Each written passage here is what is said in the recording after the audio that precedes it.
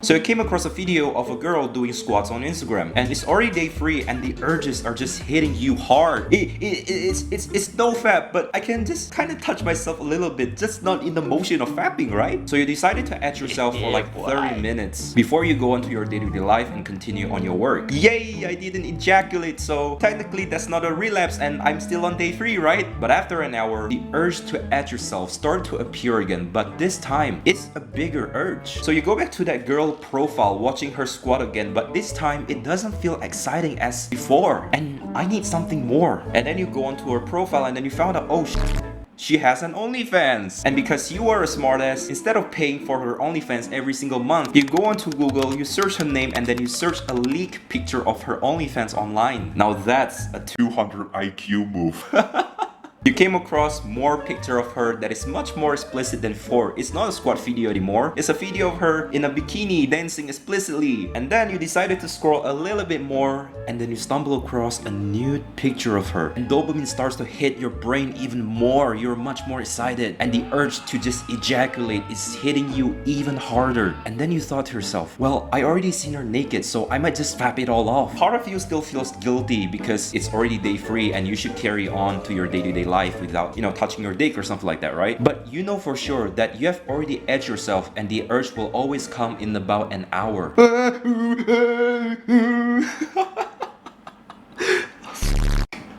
You busted a big fat nut.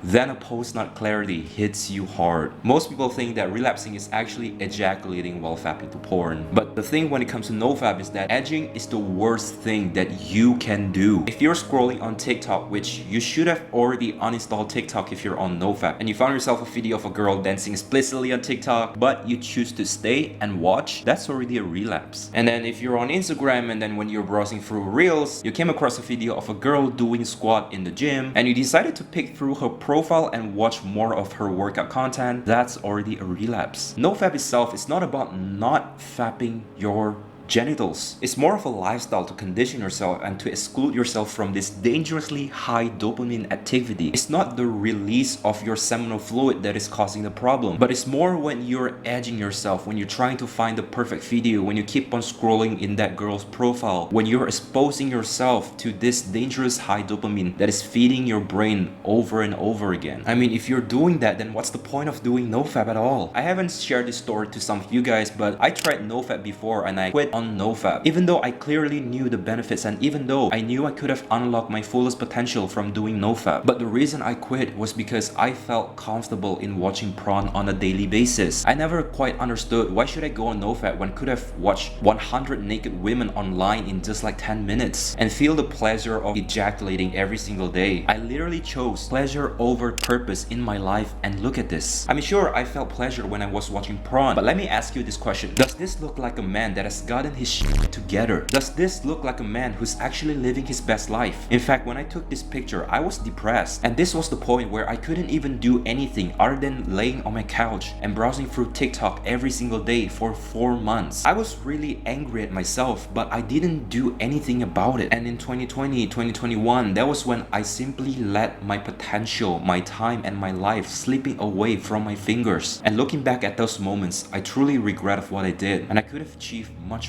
more if I unlock my fullest potential. See, when it comes to nofap is not about dopamine detox, it's not about quitting porn forever. It's about the act of self-control. Because in the modern world, almost everything is hyper-sexualized. You've probably seen more naked women in just 1 hour browsing on Pornhub than a king has seen in a medieval age, bro. That is just crazy. I mean, it really sounds nice, right? It sounds fun, pleasurable, but it's just messed up. And I talked about why this is fucked up in my previous video, you can check that out. So when I started my nofap journey in December 2022, I was doing it all wrong. In fact, nofap itself done more harm than good to me. Because before I was on this nofap program, I was watching porn and then just get it all off within an hour. But now, because I knew I couldn't watch porn, what did I do? I went onto TikTok, browsing on a girl's profile that is dancing explicitly for hours every single day, which definitely gives me a much higher dopamine level than just browsing through one video and then just get it all off. And because of that, in my first 1 or 2 months of my nofap journey, I was clearly desensitized to every single thing. I was still this lazy couch potato guy that just couldn't get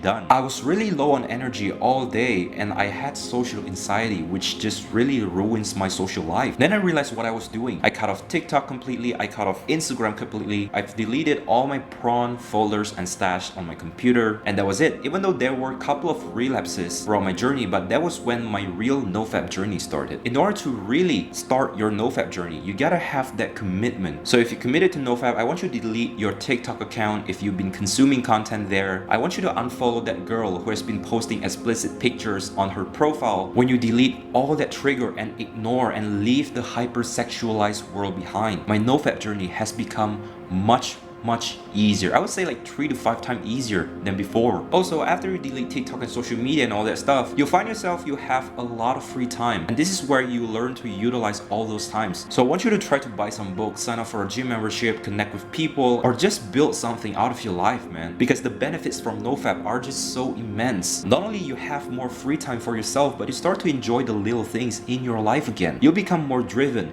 more focused, more motivated, more productive, and more social with people, and then you become much more confident. And all of these things will definitely help you when you're working out, when you're building something out of your business, and all of these benefits, your testosterone level rising up, your productivity level rising up. It will definitely help you when you're building that business, when you're working out. You'll get a better pump, you'll get a much better result to your clients. The benefits, again, the benefits are just insane when you're doing Nofap. Remember, if you go easy in life, then life will be hard, but if you go hard in life, then life will be easy.